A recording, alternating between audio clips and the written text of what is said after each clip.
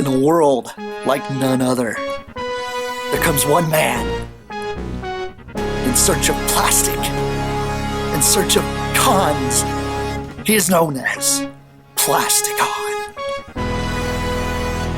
Join him as he brings toys from another dimension to a household near you.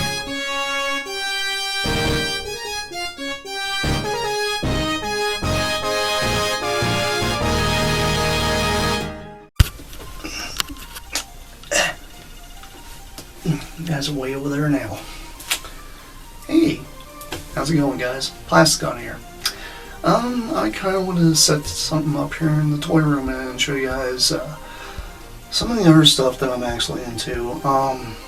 I've been in the toy collecting community for a very long time. I've done a lot of different kind of stuff throughout the years, and a lot of things have been kind of strange when it comes to the toy scene in general. A lot of things going on with IPs getting shuffled around, and just what's really going on. Like, does anybody really know? Some of us have some people out there speculating, saying that, you know, Hasbro is turning into some IP licensing firm, which may become a thing here in the future, considering how many crazy things we've seen here in the past. Like, how many crazy things. We've never seen Mattel and Hasbro ever, like, join forces. That's a weird, weird thing. Like, what alternate universe are we living in? Somebody explain this to me, please, please. But, it's really strange. You would think, if that's going to go on, are we going to see more Hot Wheel based Transformers? Are we going to see more Hot Wheel based G.I. Joe things? I know we have Mega Constructs, which was Mega Blocks at one time until Mattel bought them out and then turned them into what we have nowadays, because of the Halo and Call of Duty thing kind of made those figures the way they are, and now G.I. Joe's on board with this, and I'm like, I don't know what to think. I just don't. I've been, like I said, in the toy scene for a very, very, very long time, ever since I can remember as a kid, and seen a lot of different changes throughout the years, and now that things have turned the direction they have with this whole, I'd say, merger-ish kind of thing. I mean, we're seeing a lot of Transformer crossover things. We just got done getting a Sonic the Hedgehog thing with Transformers, like, coming out soon, which is really cool. I know a lot of people are really amped about that. That's a neat little thing, and I think it's awesome. I like the crossover stuff. But we had some really strange things, like Transformers and Mazinger. That was a really weird one. Like, that was a comic book. We had Transformers and Mars Attacks, Transformers and Godzilla.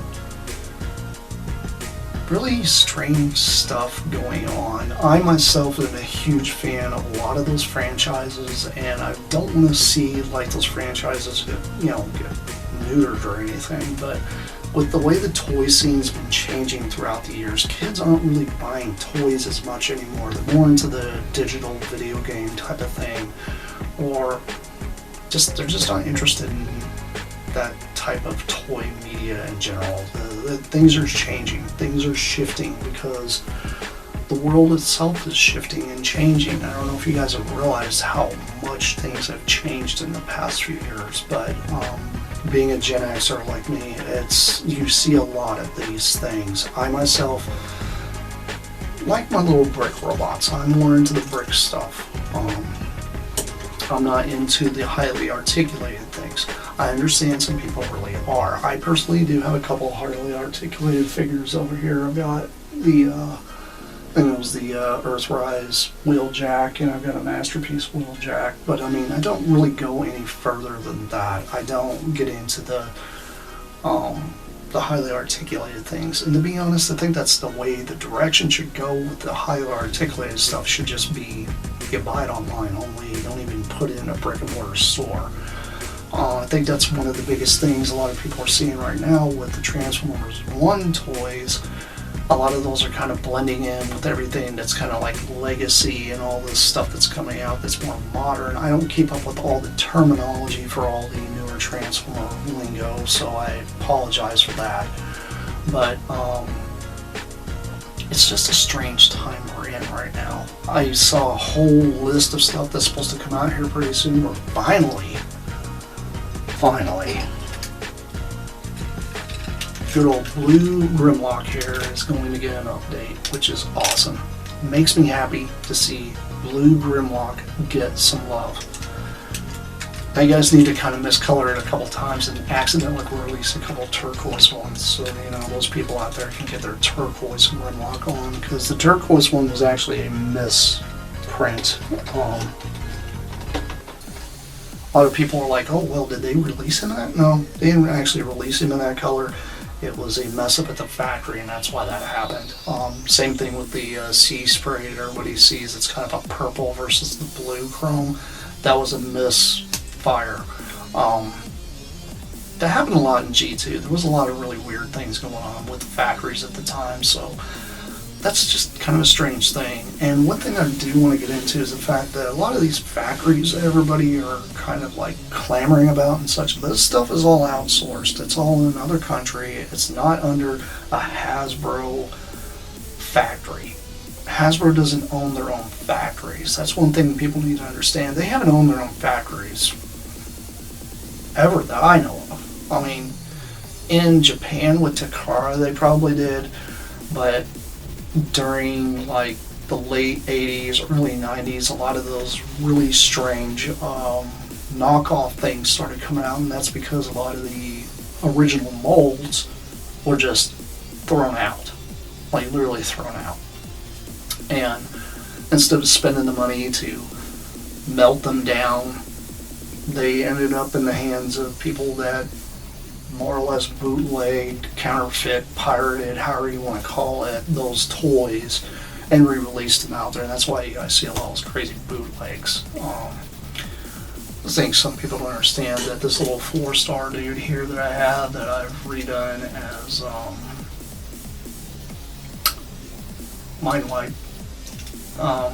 Mindset, as G2 Mindset. I made him as G2 Mindset because I needed a mindset to go with my G-Axis crew.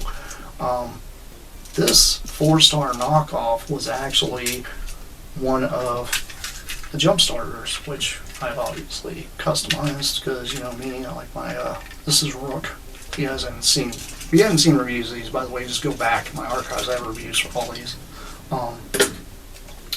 But that thing's actually a knockoff. The design on it was pretty much designed by somebody else. They sculpted it differently, but they literally just took the same engineering and turned it into that. And that kind of happened with a lot of 4-star stuff back then. A lot of these toys that everybody keeps seeing that you call a knockoff or a high quality KO of a straight bootleg of, say, Superion that's a gift set, or same thing with Devastator. Devastator is probably the biggest one that's got knocked off out of all of the Generation 1 stuff. It had been knocked off so much, and you can tell it's the G1 mold because the G1 mold has the firing fists. The G2 mold does not have firing fists, but it's definitely one of those things that a lot of people don't get. Now, there's times I scratch my head about all this because I'm like, I still see knockoff versions of Devastator out there consistently, but I'm like, okay, where's our knockoff version of a G2 Menasor? Where's our knockoff version of a G2 Defensor? Which those two molds get knocked off all the time too, and I'm like, you'd think they would have like took those original molds and just shot those colors in them and just sent them out there. I remember seeing a knockoff version of a Superion at one time that was Generation 2 that was crazy. I know there's a lot of Combiner War knockoffs out there too, and those are literally because those toys were produced in China. China doesn't have patents, they don't have copyright, they don't care. They just produce what they want. And that's another country, and there's nothing any of us are going to be able to do about that. I mean, it could be, a federal thing or whatever, but us as collectors, we have no control over that. We can say, hey, Hasbro, stop doing this, or stop outsourcing. Well, if you keep outsourcing, you're going to have this happen. That's probably one reason why Playmates don't have so many knockoffs. There's been a lot of knockoff Ninja Turtle toys, but really most of them, it's just the Ninja Turtles themselves. It's never the vehicles. It's never a knockoff Technodrome. And the reason being is Playmates has their own factory. They have always owned their own factory. And they consistently keep putting out really good content because they own their own factory. They don't have to worry about this overhead of insanity. And I think Playmates is probably going to be the team that's going to be taking over most of this stuff. I mean, they're going to be taking over Power Rangers soon, which is probably going to be a very good thing for you guys out there. Considering they own their own factory, that means they can stick to their own designs, they can change their own stuff, they can produce these things at an affordable cost versus outsourcing it to another country and you get a toy that's about the size of this. It's like your Generation 1 Bumblebee that they put on the shelf for 20 something bucks. $20, $25 for a figure that's not even this big, which is absolutely horrendous. I mean, I understand, I get economics, but to me at this point right now with Hasbro, it's a lot of greed. The fact that they lied to their shareholders, bad idea. That's just bad juju. You don't do that to the people that are giving you the money. You don't lie to them. Say they sold a bunch of stuff when they turn it back around and sell it to a bunch of clearance stores, and these clearance stores are literally sitting on this stuff. I mean, look at Ollie's, look at Ross. All these places are flooded with Hasbro product because it's a crapshoot on trying to sell this stuff. Nobody wants modern versions of anything of Star Wars. Star Wars to me has died off. It died off. To me, I wasn't one of the ones that jumped on the bandwagon when Episode 1 came out. I did not go out and buy every figure. I didn't do any of that. I just sat back and kind of watched it come, and I was like, yep, this is going to be the beginning of the end, and it was. I was not a fan of hardly anything out of those movies. Nothing really struck me as, oh, I got to go buy that. What struck me was in the 90s, and they did Shadows of the Empire. That's what struck me, because it was a different story. It was an in-between story. It answered a lot of questions a lot of us had when we watched the first two, the second and third movie, Empire Strikes Back and Return of the Jedi. What happened in between there? How did they track down Han Solo? What did they do? It's a whole huge story there. They could have easily, very, very easily, put into a movie format, and they said they were going to. At the time, they released toys, they released video games, they released comics, they had books, but the movie didn't happen. And we were promised one. There was a lot of buzz about one, and it didn't happen. And that's something I'm still kind of salty about. I'll just tell you right now, I'm just kind of old man about that one. But the whole point is, there's just too much that we don't know as collectors. We don't know as fans. Like, we don't know what's going to happen to any of these IPs and stuff in 20, 30 years, 40 years from now. Think of this. How about, you think about this. My other half's father really likes Doc Savage, likes Flash Gordon, is into Dick Tracy, The Shadow. You don't see much of those characters anymore, hardly at all. People don't even really talk about those characters anymore. And the reason being is they're just not popular. There's no media, there's no nothing. The resurgence kind of died in the 90s with Dick Tracy and The Shadow. That didn't work out very well. And they tried to do stuff with Flash Gordon, didn't stick. It's changes in time. And one thing a lot of people need to really realize is the world is on about an 80-year cycle. Every 80 years, there's a huge change. So you can look at everything as kind of like a decade type of thing. each decade you will notice something completely goes away, or it isn't paid attention too much, and then the following decade it's like it didn't even exist. And it's because that is just how everything is. We're seeing this in the video game industry, we're seeing this in the movie industry, we're seeing this in the television industry, you're seeing this in comic books, you're seeing this in music. Everything is changing now. And some of it's good, some of it probably not so good. I'm always kind of people big about preservation. I think things should be, brought into the world and kept there for people to learn and people to, get inspired by. Not necessarily, everything. Like I'm talking about like world event type of things, stuff like that. We talk about like the pandemic like it was like yesterday, and it's like the pandemic was in 2020, and that was only 4 years, about to be 5, half a decade ago. And what have we learned? Nothing. And if anything, we've lost more than we've gained when it comes to that. Education and stuff like that, kind of not good right now. I don't want to get into a big thing about politics and all this stuff, because I don't get into this stuff. My whole thing is I just want to see people enjoy the hobbies that they have.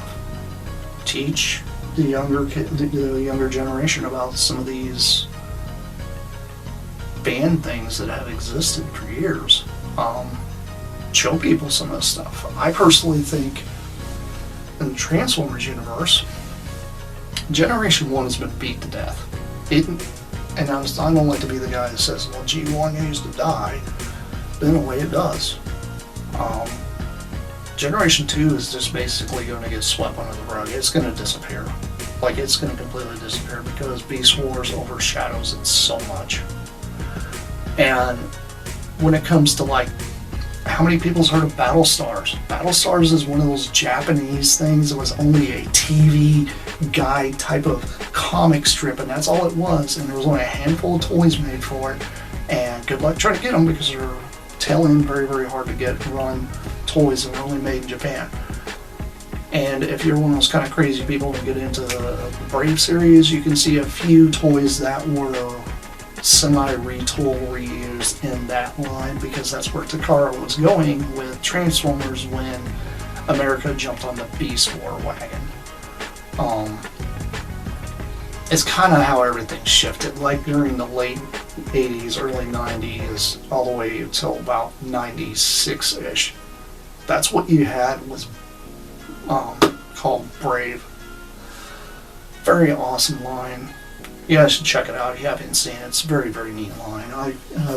I've actually reviewed a few toys that are actually from it that I personally really like, and mine are cheap knockoff versions, but who cares? There's still love for that, and they fit in with what I collect, because I collect tiny stuff. Yeah, you notice I've got a lot of little stuff because I don't have a whole lot of room. My collection room is very small. So I have to kind of be very limited on how I'm collecting, what I'm collecting. If I decide to buy something, do I need to get rid of something to put space for that? It's one big thing, think about this, you guys, when you get older, like me. Who's going to do what with all this after you're gone? We all have an expiration date, This stuff all has an expiration date. Everything has an expiration date. I don't care what it is. But the thing is, try to love what you have and show people what you love. Inspire other people. If you're into this action figure and you'd love to see this action figure become a comic book character, then you create it. You do what you can with it. If you can't create it, you inspire somebody else that can. So that way it can live on. And that's the one thing, that's the whole evolution when it comes to media in general. Everybody steals from each other. And that's just been the nature of art throughout the years. It's just a thing that happens. Art is a thing that will evolve and keep evolving as we all get older. Michelangelo painted his first painting, I guarantee he inspired others to get into it. And it's not about who does a better job. It's about how long something lasts at this point. Inspiration is vital to us being human.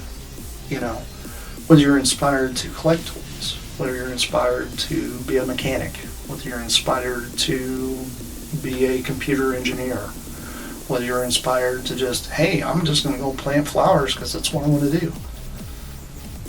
Embrace those inspirations to your fullest extent, and preying on all the people out there that tend to inspire people in the wrong way is horrible. Don't even give those people the attention. These people that put this stuff on TikTok, when you sit there and dislike something, or I don't know, put some silly comment about it or whatever, you're just giving them attention. That's all they want. If you completely ignore it, then it goes away. That's usually how that happens. And it's something I've always said. Like, yeah, I know it's not good to ignore everything.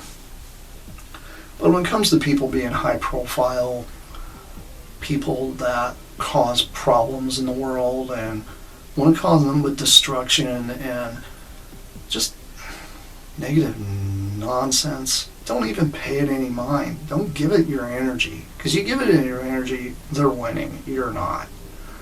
And especially when it comes to toy collecting.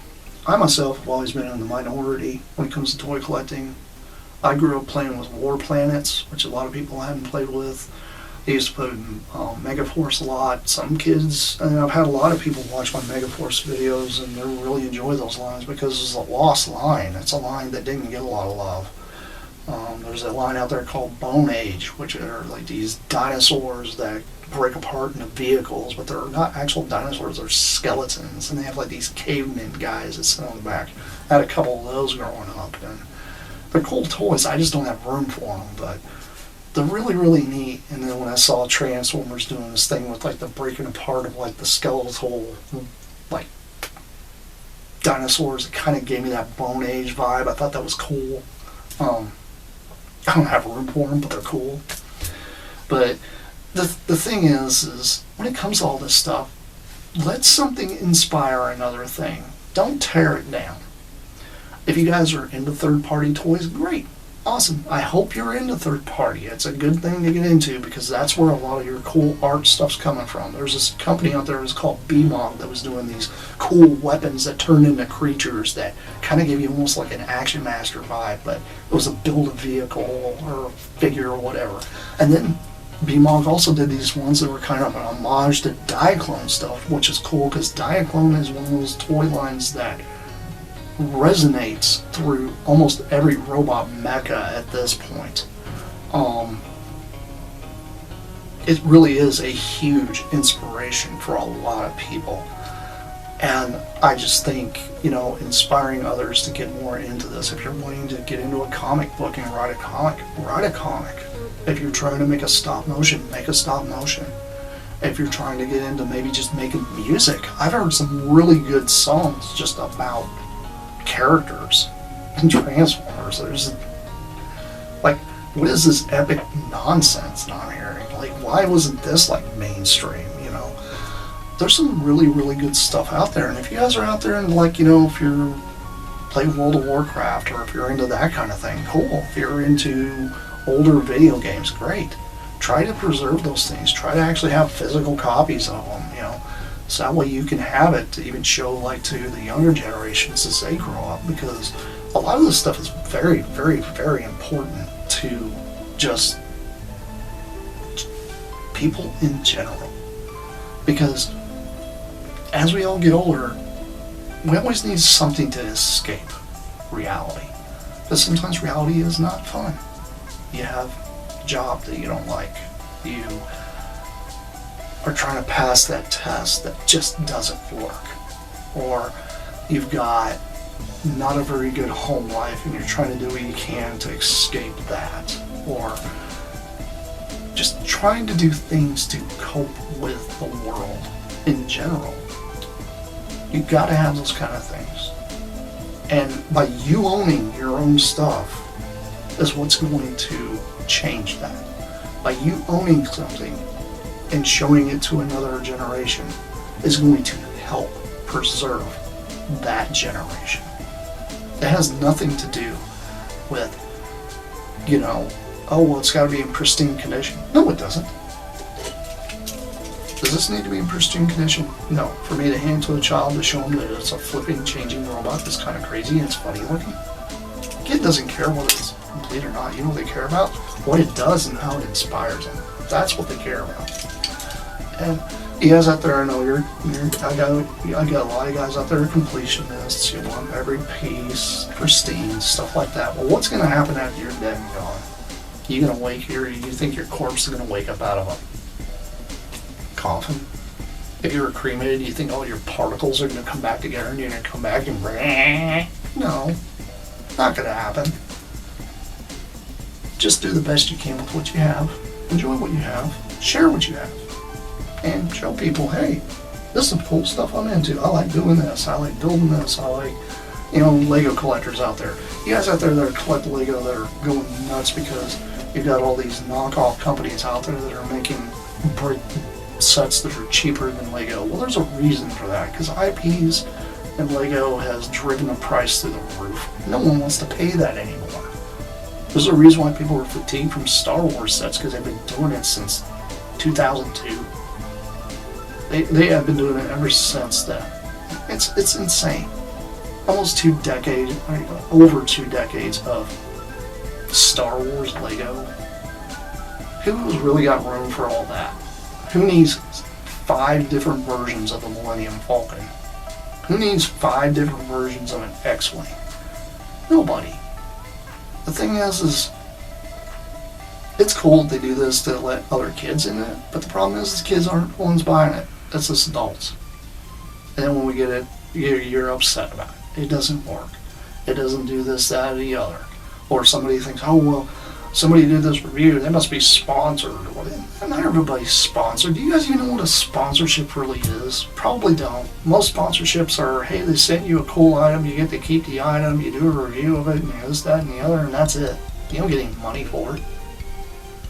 Some people do get money from certain paid sponsorships, like, think about this. How do you think race car drivers can afford what they have? Most race car drivers, they get donated the money to build the car. By who? Okay, Chevy's going to give them the money because they wanted a Chevy race car. STP's going to come up because they want these fluids thrown in. Champion's going to walk up and give them the spark plugs because they want their logo thrown on it. So on and so forth. Then before you know it, you got all these different logos and stuff thrown all over the car. You got this big logo, right? Well, okay, Kellogg's wants to walk in and say, oh, we're going to completely sponsor you and give you all this money. You're probably going to get a bunch of freaking Kellogg's cereal on top of it because we're just trying to give you whatever we can. And then that gets slapped on there, so there you go. Now you got a sponsored car. That's exactly what YouTube sponsorship is. It's the same thing. Identical. The only people really making money in YouTube are people that are doing stuff for other people, or just producing content. I try to put something out on a daily basis because I want you guys to stay engaged, and it's that algorithm garbage. But I'm honestly enjoying putting daily content out because I think a lot of you guys are enjoying it and having fun with it. And I know not everything I put out there you guys like. That's fine, because I'm doing this for everybody. That's not what this channel has been about. This channel's always been about me and my interests and what I can do to share it with you guys. Yeah, I'm into Generation 2 Transformers. Yeah, I've been into this, that, and the other. But I don't sit around and talk about it all the time. And the thing is this is a way for me to outlet that and let everybody else know that you're not the only one. We all suffer from, sometimes some of us suffer from mental illness, some kind of mental health problem.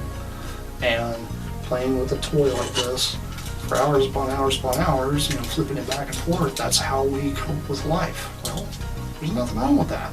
Absolutely nothing. Nothing wrong with it at all. because that's how we get through life without, doing something that's harmful to our bodies or anybody else. And that's all there is to it. And that's life. That's just life in general. Life is not easy for any of us. And a lot of us have had a lot of traumatic things that happen to us in our lives. I've had plenty that I've gone through. But this is the stuff that helps keep me somewhat sane in the brain when everything else goes sideways. So sometimes it's the reality of escaping to something you enjoy. Now some people, they don't want to spend money on this. They want to spend money on travel. Do it. Travel. Get that camera. Go out there. Film some stuff. Do some cool stuff. That's what you want to do for you. If you don't want to live through a lens, you don't have to. Nobody says you have to do these things. But the biggest thing is I just want to make sure you guys understand where the channel's coming from, where I'm coming from. I'm not cynical or mad at anybody or any of this stuff. It's all stuff that I personally think the world needs to enjoy. We just need to enjoy things. If things are going sideways, they're gonna go sideways. There is nothing we can be able to do about it as collectors. Or, artists or whatever else we're into. I personally like making my own toys. If you hadn't noticed, I make a lot of custom toys because I'm creating my own world. And creating my own world is actually kind of fun. And when you do stuff like that, it really breaks the mold. Nobody says that you have to follow a rule book when it comes to creating your own stuff. I'm still working on a comic book. I got the first comic done, but I haven't actually had it printed yet. So if any of you guys want to read that comic, you just go to my Generation 2 Facebook. I actually have it pinned so you guys can read it in its entirety. I do want to actually get a physical copy of it printed one day, but I can't really afford that. I don't have that kind of money. But I do have the time and the patience to try to create stuff. So I'm actually working on the second episode. I've been working on that for a little bit. Life kind of got in the way. I've got a couple other things going on. If you guys don't know, I'm doing film work for a toy store called Back in Time Comics and Toys. I do a lot of film work for them weekly. And I'm kind of a busy guy when it comes to this stuff. It's fun. I enjoy it. It's in my wheelhouse, and it helps me get through my day, and it helps by putting a smile on other people's face. And I don't know, there's just something enjoyable about being around like-minded individuals and just trying to enjoy things and just having a good life the best you can with what you have, even if you're poor. I don't have a lot of money. A lot of stuff you see behind me,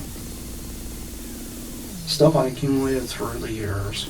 None of this stuff just popped up overnight. That's one thing that people don't understand when it comes to toy collecting. And I've gotten rid of a lot. I'm telling you, a lot. This room does not have a quarter of what I had at one time. And some of you guys know, if you guys follow me on Facebook for some time, I did have a lot of trials and tribulations I was going through there for a while after I got out of college. Things weren't going right, and kind of ended up out there in the middle of nowhere and had to spend most of my money just to try to survive. And I sold over half of my collection, a humongous amount of my collection. But what I have now is what is the core of my collecting and why I collect the stuff I do. If it doesn't really have a huge sentimental value, if it doesn't strike me right, if it's something I haven't built and customized and made myself, then I really don't care about it.